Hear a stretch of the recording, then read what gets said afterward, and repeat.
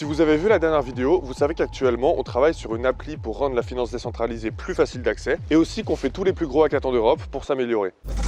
Mais on savait que si on voulait pas juste rester en Europe, mais aussi se confronter au game international, il y avait un endroit où il fallait qu'on aille.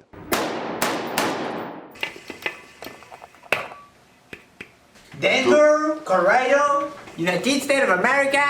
Ça tombait bien puisqu'il y avait justement à Denver, dans le Colorado, une des plus grandes conférences mondiales d'Ethereum, qui est la blockchain sur laquelle on construit, avec un hackathon record de plus de 10 jours. Cet événement, c'était vraiment l'événement rêvé pour nous parce que si on arrivait à faire un projet de fou hackathon et à impressionner tout le monde, on allait prouver notre valeur devant la communauté tout entière et on allait peut-être pouvoir rencontrer les entrepreneurs et aussi les investisseurs les plus prisés de tout l'écosystème. Maintenant, quand on a pris nos billets, on s'est dit ok, quitte à aller aux États-Unis, pourquoi est-ce qu'on n'irait pas à quelques petits autres endroits qu'on a bien envie de visiter. Alors on a commencé par faire un saut à New York.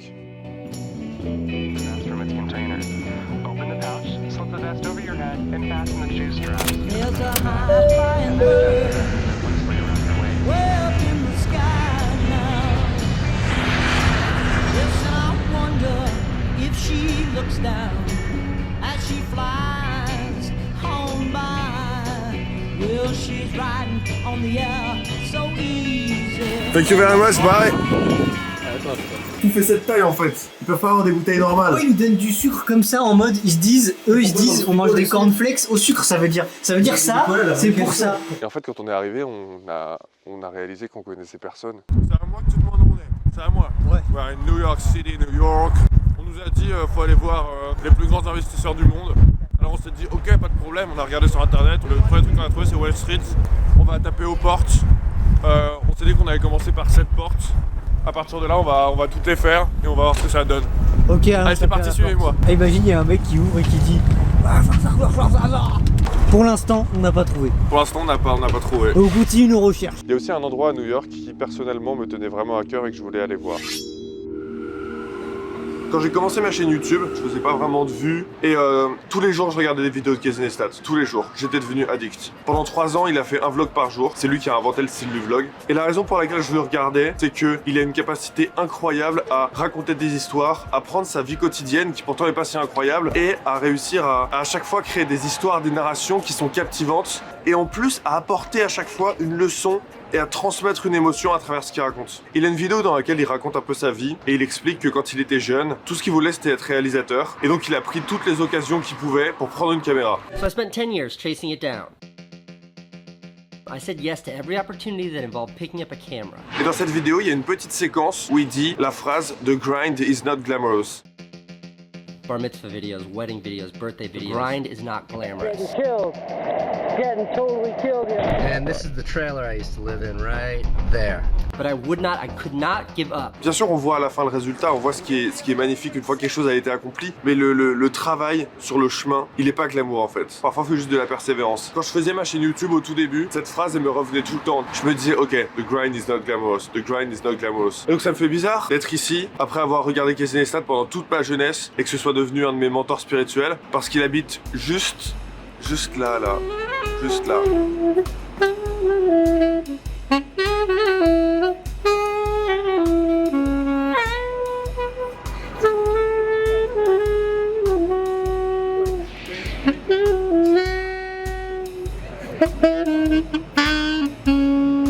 À New York, on a un peu commencé à réfléchir sur ce qu'on allait faire au hackathon et on a trouvé une idée. Mais juste avant d'aller à Denver pour la conférence, il s'est passé quelque chose avec notre avion. Il devait partir vers 15h ou je sais plus. Finalement, il a été retardé de 2h. Et ensuite, il a été retardé de 2h. Et ensuite, il a été retardé d'1h30. Et finalement, il a été annulé après qu'on ait attendu 4h.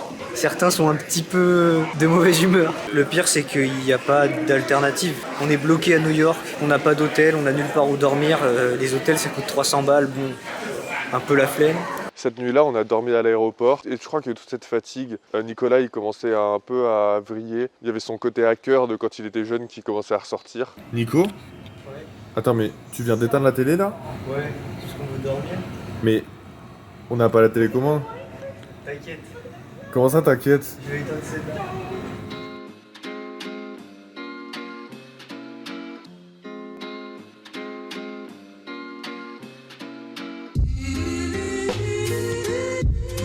Quand Quand on est enfin arrivé là-bas, c'était vraiment grand. Il y avait le plus de gens qu'on n'a jamais vu à aucune conférence de crypto. Et tout de suite, on a commencé à travailler sur le hackathon. On avait une idée qu'on avait eue juste avant, quand on était à New York, et on trouvait que ça s'intégrait bien sur l'appli qu'on faisait actuellement. Maintenant, notre idée, je ne vais pas rentrer dans tous ces détails techniques, mais en gros, ce qu'il faut comprendre, c'est que Ethereum, c'est comme une grande base de données sur laquelle les gens peuvent faire des transactions. Maintenant, le truc, c'est que comme beaucoup de gens veulent faire des transactions, en fait, ça fait monter les frais de transaction. Et ça les fait monter quand il y a beaucoup d'utilisation à un point où, en fait, ça devient absolument impossible pour les gens normaux de l'utiliser. Nous, on a une conviction, c'est que la finance décentralisée, ce ne sera pas adopté tant que les frais de transaction ne seront pas extrêmement faibles, ne seront pas à moins d'1 centime. Quand vous faites un paiement avec Lydia, vous n'êtes pas là à vous demander combien ça va coûter, en fait. Lydia ou n'importe quelle appli, PayPal, en fait, c'est gratuit. Et ce sera qu'au moment où ce sera pareil dans la crypto, mais où ce sera quand même un système inviolable, que les gens l'utiliseront vraiment. Du coup, pour résoudre ce problème, il y a des équipes qui ont commencé à travailler sur des solutions de seconde couche. L'idée d'une solution de seconde couche, c'est qu'elle va permettre de rendre les frais de transaction beaucoup plus faibles et de faire beaucoup plus de transactions pour moins cher, tout en gardant la sécurité de la première couche. Nous, sur notre appli, on se base à fond sur les secondes couches, mais du coup, le problème qu'on a, c'est qu'il y a beaucoup de protocoles qui sont que sur la couche principale et qui sont pas encore sur les secondes couches. Et c'est un peu dommage que les gens puissent pas y accéder. Alors, le truc qu'on a prototypé au hackathon et sur lequel on a travaillé pendant 10 jours, c'est un système qui permet d'utiliser les protocoles qui sont sur la première couche, mais depuis la seconde couche. Ça, c'était déjà possible de le faire, mais il faut qu'il y ait beaucoup d'utilisateurs qui veuillent le faire sur la seconde couche. Et nous, la solution particulière qu'on a prototypée au hackathon, c'est une manière de le faire qui permet que ce soit pas si cher que ça, même s'il y a peu d'utilisateurs. Et ça se base sur un nouveau type de pont entre la première couche et la seconde couche. Du coup, je vous passe les quelques heures de rush que j'ai. On a plein de débats techniques sur quelle est la meilleure manière de l'implémenter, quel est le meilleur design. D'ailleurs, on a changé beaucoup de fois les premiers jours. Et bon, comme d'hab, Nicolas, il était incontrôlable. À chaque fois qu'il y a des gens qui me parlent, on parle, et après, ils disent au revoir. Il y a genre déjà 4 fois des gens qui m'ont arrêté et qui m'ont dit qu'ils aimaient bien mon style. Il y avait un Chinois qui avait genre un téléphone qui avait l'air incroyable. C'était un téléphone normal. Et de l'autre côté, il y avait un écran e-ink en mode une liseuse.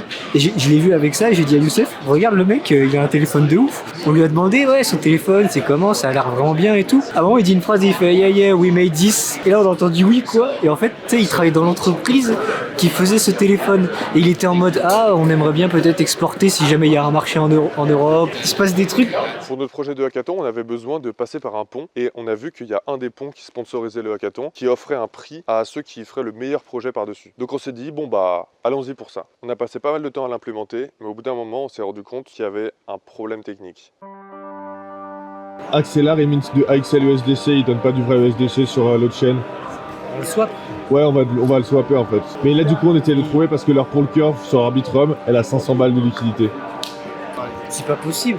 C'est pas possible. En fait, le pont, il sortait un token, une crypto de l'autre côté, mais il la sortait pas au bon format. Et du coup, il allait sans doute falloir faire un système de conversion automatique et ça allait rajouter un peu de complexité au projet. Même on voulait les voir, on se disait, mais qu'est-ce qu'ils font avec leur truc de format là? Mais ils étaient introuvables. Ils sont où les gars là ils sont là? J'ai demandé, il m'a dit ils sont dans la ville mais pas ici, là. Enfin, en tout cas, on sait pas s'ils sont là. Yeah, I don't know if it's from here or they're here in the event, I don't know where. On fork Compound avec leur token. C'est l'avant-dernier jour du hackathon, on est dans un bar, on rush un peu pour finir parce qu'à la convention il n'y a pas trop d'internet, parce qu'il y a genre 10 000 personnes, si ce n'est plus. Enfin on vient de réussir à faire tout marcher dans un sens. Et du coup là on va essayer de tout faire marcher dans l'autre sens. Et voilà. J'espère qu'on pourra montrer un truc sympa au hackathon. Dans 3 minutes à peu près, le temps que le bridge appelle la fonction sur Goerli, notre destin sera scellé. On saura si c'était uniquement le bug de ABI en code, ou alors s'il y a encore une liste comme ça de problèmes à régler. À force de travail acharné, le dernier jour, c'était fin prêt. À ce moment-là, on était ultra fatigué parce que, en fait, on ne faisait pas que travailler sur le hackathon, on passait genre la moitié du temps à coder pour le hackathon, l'autre moitié du temps à parler à plein de gens, rencontrer des gens au stand, montrer nos applis à des gens pour voir si c'est intéressant pour eux, essayer d'avoir des conseils. Donc on était hyper stimulés, c'était fatigant. On est à ETH Denver et ici il y a le stand Rocket Pool et pour montrer que les validateurs Ethereum consomment très peu d'énergie, ils ont mis un vélo avec une dynamo, on peut pédaler, ça recharge une batterie qui elle-même alimente un nœud complet et on va voir si ça consomme beaucoup, si ça pollue. On produit 50 watts et ça consomme 8 watts. Mais attends, mais Nicolas, mais c'est quoi tout ça? Oui, j'ai pris toutes les chaussettes qu'il y avait. Attends, mais t'as combien de t-shirts là? Genre à peine 6 ou 7. J'ai pris que les plus beaux. Je me suis retenu parce que je sais que dans l'avion c'est chaud. Il est assez tard, mais on vient de finir notre projet de hackathon et on va bientôt l'envoyer, donc c'est assez cool. Là-bas, ils donnent des pizzas, juste là. Juste avant de pitcher, j'étais un peu nerveux. Je sais pas si ça s'est bien passé, parce que j'ai pas trop eu de questions après, les gens ils se posaient pas de questions. Et quand les prix ont été annoncés, on a vu qu'on n'avait pas gagné de prix officiel du hackathon, mais qu'on avait gagné le premier prix du pont sur lequel justement on avait construit. Donc on était quand même assez contents. Et là-bas, on a eu quelques contacts de gens qui ont beaucoup d'expérience, qui pourraient nous aider. Et c'est surtout des Français. Maintenant, la dernière étape de notre voyage, c'était San Francisco.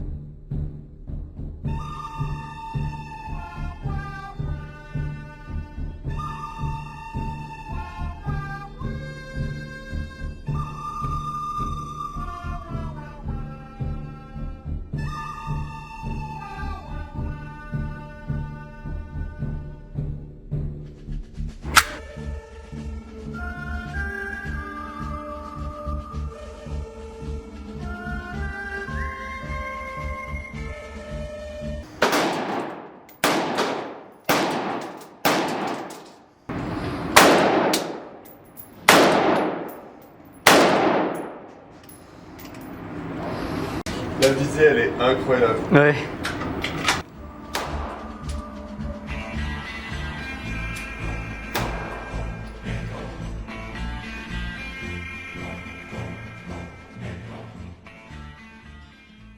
Maintenant, la dernière étape de notre voyage, c'était San Francisco.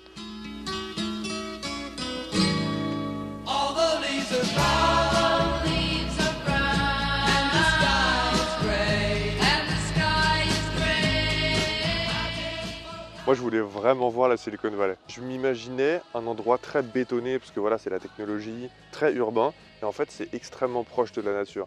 Genre, on voit un bâtiment Tesla sur la carte, on se dit ok, on y va. Et là, on arrive, c'est vraiment des prairies. J'avais l'impression d'être en Auvergne chez mes grands-parents. Et là, en plein milieu des collines, il y a un énorme bâtiment qui est posé où ils designent des Tesla. Et il y a vraiment ce côté des États-Unis, c'est-à-dire ok, on est arrivé, on n'a pas d'histoire. Parce que voilà, ça fait 300 ans, on va pas se mentir. Il y a des prairies, on pose des bâtiments. On allait voir Google à Mountain View, sur la fameuse rue Google. Et c'est pareil, juste à côté, il y a une énorme prairie. Je pensais pas que tout en étant à la pointe de la technologie, ils avaient réussi à garder un bon cadre de vie. Par contre, le désavantage de ça, c'est qu'il faut une voiture en fait. C'est impossible de faire quoi que ce soit à pied. Les distances sont immenses. On est entre Mountain View et Cupertino. On vient de quitter le siège de Google et là, on va aller voir Apple. En fait, on discute un peu de ce qu'on pourrait faire, du futur et tout. Et pendant ce temps-là, on se promène et il y a les bâtiments des plus grandes boîtes d'informatique des 2 dernières décennies. Et nous, on réfléchit à quoi est-ce qu'elles vont ressembler les boîtes d'informatique des 2 prochaines décennies. Et là-bas, c'est un peu comme New York. Il y avait un endroit où je voulais vraiment aller. C'est assez étrange à Silicon Valley parce qu'on a vraiment le mélange de 2 cultures qui ont l'air complètement différentes. La culture hippie avec Asbury, le quartier où a commencé le Summer of Love dans les années 60, en 67.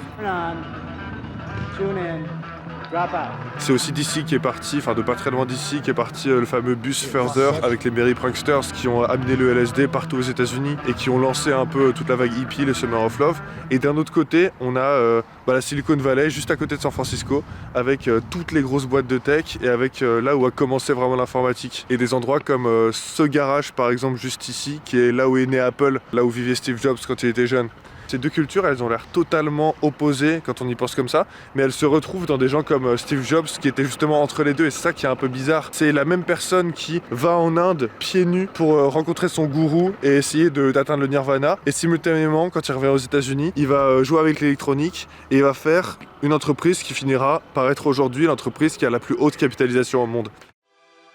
Le truc que j'ai vraiment aimé au final, c'est qu'on a rencontré beaucoup d'autres fondateurs qui ont les mêmes valeurs que nous et qui ont la même vision que nous. La crypto, c'est ce domaine un peu bizarre, un peu particulier, qui a commencé comme un truc d'anarchiste, qui voulait créer des monnaies qui soient complètement libres de l'influence des banques centrales et donner plus de liberté aux gens. Et peu à peu, ça s'est transformé, surtout ces dernières années, en ce que c'est aujourd'hui, c'est-à-dire, en vérité, un énorme casino. Des équipes qui lancent des tokens qui sont valorisés à des millions, même si en réalité, il n'y a pas de projet derrière.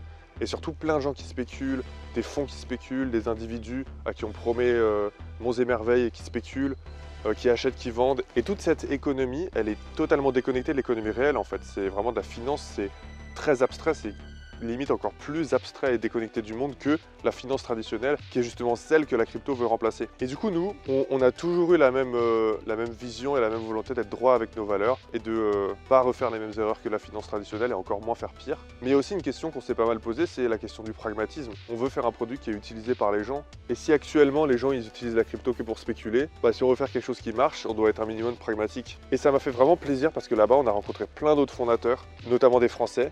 Et on s'est rendu compte qu'en fait, ils avaient exactement la même vision que nous. Ils disaient même, ah non mais actuellement, 90% de ce que je vois là dans la crypto, ça sert à rien, c'est pas utile. C'est juste que là, comme c'est un système entièrement libre, entièrement séparé de toute régulation, bah, au départ, les premiers trucs qui sont arrivés, c'est ce qui a le plus d'intérêt à sortir de toute régulation, c'est-à-dire les casinos en gros. Mais nous aussi, notre vision à terme, c'est de réussir à utiliser tout ça plus concrètement. Que ce soit à l'échelle individuelle pour pouvoir faire des échanges qui soient désintermédiés, c'est-à-dire qu'il n'y ait pas un tiers de confiance comme une banque à qui on doit toujours faire confiance avec notre argent, mais aussi à l'échelle plus générale, avoir une finance qui soit ouverte, qui soit transparente et qui soit composable pour que n'importe qui puisse voir ce qui se passe dedans. Mais en fait, en discutant avec des gens comme nous, on s'est rendu compte que si on a l'impression d'être fou dans un monde de fous, peut-être qu'on est juste normaux. Et du coup, ça nous a pas mal fait réfléchir sur ce qu'on veut inclure sur notre appli parce que, d'accord, il y a des fonctions pour envoyer et recevoir de l'argent, mais on sait qu'à part les gens qui sont déjà dans la crypto, ça va pas être vraiment utilisé. Il n'y a pas encore d'effet de réseau qui fait que tout le monde a un intérêt à adopter ça et on espère que ça arrivera, mais on sait que c'est pas pour demain. Mais sur tout ce qui est investissement, déposer de l'argent dans des protocoles pour avoir un rendement, on a pas mal réfléchi à comment on pourrait mettre en avant des protocoles qui sont plus proches de l'économie réelle. Par exemple, qui transforment en tokens des vrais actifs du vrai monde, genre des bons du trésor ou parfois même de l'immobilier. Et de voir comment on pourrait les mettre pour que si il y a des gens qui ont la même vision que nous et qui progressivement essayent de passer la finance traditionnelle dans ses meilleurs aspects dans la crypto, et bien que nous, on puisse être une porte d'entrée et permettre à n'importe qui d'utiliser tout ça facilement. Du coup, en parlant de l'appli, on a pas mal avancé, surtout au niveau du design. On est maintenant en bêta privée, c'est-à-dire que si vous allez dans le Discord qui est en description, c'est pas le même que le Discord de la War Room, hein, c'est un nouveau, et que vous nous envoyez un message, vous pourrez tester l'appli. Du coup, n'hésitez pas, surtout si vous n'êtes pas forcément un expert de la finance décentralisée, mais plutôt quelqu'un qui s'y intéresse un peu de loin et qui aimerait bien y mettre un peu les mains. Comme d'habitude, j'espère que cette vidéo vous a plu, et on se retrouve très bientôt pour une nouvelle vidéo. Allez, ciao!